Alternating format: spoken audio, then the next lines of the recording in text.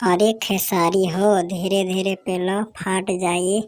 साला मिलल बा त काहे वैसा करता, धीरे धीरे मारो।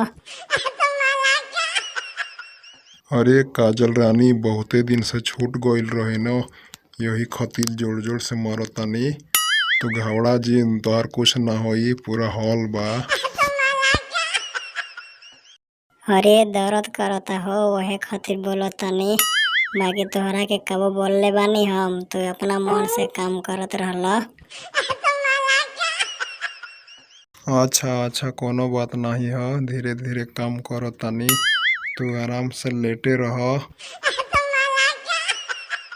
अच्छा काजल, एक बात बताओ, खाना खा के आइल बाड़ू कि ना?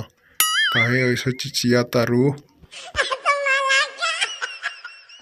अरे खा के आइल बानी हो, तो काहे घबराता रह, तू अपना काम करो निर्धन से। अच्छा अच्छा, हम तो अपना काम करते बानी हो।